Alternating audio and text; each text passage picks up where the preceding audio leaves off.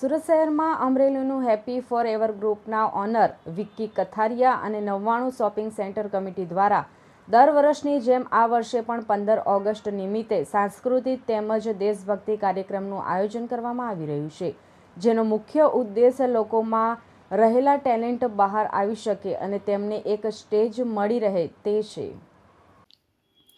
સુરત શહેરમાં દર વર્ષની જેમ આ વર્ષે પણ અમરોલીનું હેપી ફોર એવર ગ્રુપના ઓનર વિકી કંથારિયા અને 99 શોપિંગ સેન્ટર કમિટી દ્વારા 15 ઓગસ્ટ નિમિત્તે સાંસ્કૃતિક તેમજ દેશભક્તિ કાર્યક્રમનું આયોજન કરવામાં આવી રહ્યું છે,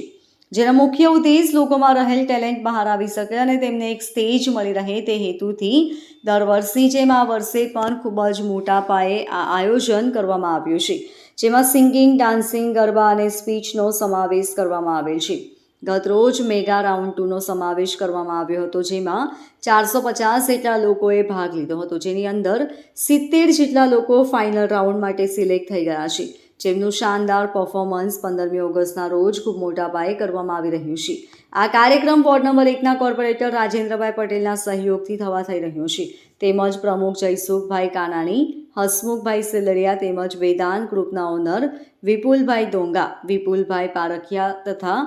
ફિનસર્વના ઓનર સુમિતભાઈ પટેલ, વિજયભાઈ ભાટિયાના સહયોગથી કાર્યક્રમ થવા જઈ રહ્યો છે। મારું નામ સુમિત પ્રવીણભાઈ પટેલ, થીટા ફિનસર્વનો ઓનર છું, થીટા ફાઇનાન્શિયલ સર્વિસીસ। આજે અમે આ જે કાર્યક્રમ આયોજન જે કર્યું છે તેમાં જેટલા પણ અમરોલીમાંથી ગ્રાઉન્ડ લેવલ પરથી જેટલા પણ છોકરાઓ છે જેનામાં સારું ટેલેન્ટ છે એ લોકોને આગળ સુધી અમે લઈ જવા માંગીએ છીએ। આ જે સેમિફાઇનલનો રાઉન્ડ આજે પૂરો કર્યો છે જેમાં 140 છોકરાઓમાંથી 70 છોકરાને અમે આગળના રાઉન્ડ સુધી લઈ ગયા છે। મારું નામ પાર્થ છેલડિયા છે, પ્રમુખ એબીસી ધ રાઇઝિંગ ગ્રુપ કોસાડમાં અમે કામ કરીએ છીએ। અને જે માટે અત્યારે હું આવ્યો છું તે આપણે સુરત ગોટ ટેલેન્ટ્સના વિકીભાઈ, જેના થ્રુ હું અહીંયા આવેલો છું, જે કાર્ય કરી રહ્યા છે કે આજના બાળકોનું જે ભવિષ્યને લઈને આ લોકો જે વિચારી રહ્યા છે કે એ લોકોનું ટેલેન્ટ આ લોકોએ બહુ સરસ એવું પ્લેટફોર્મ એ લોકોને આપવામાં આવ્યું છે કે આ અત્યારે સુરતમાં આવી રીતનું નાના માણસોને ત્યાંથી ને જે ટેલેન્ટ લાવવું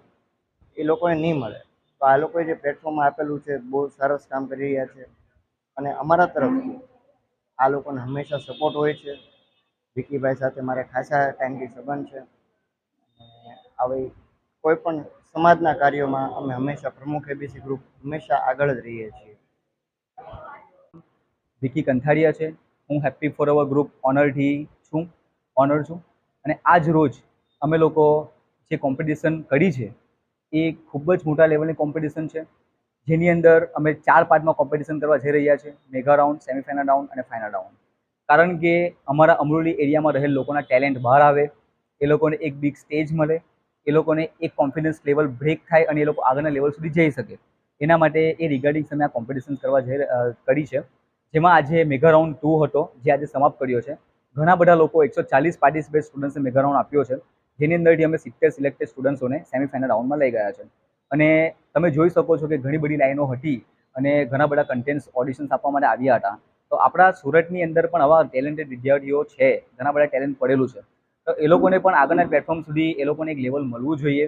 અને અમે આગળના લેવલ સુધી જવા માટે ઘણી બધી ટ્રાય કરીએ છીએ અમારી એકેડેમી દ્વારા। અને અમારી સાથે ઘણા બધા સપોર્ટિંગ પર્સન પણ છે, જેવા કે વેદાંત ગ્રુપ, રિવંટા ગ્રુપ, પ્રમુખ ગ્રુપ તેમજ થીટા ફિનસર્વના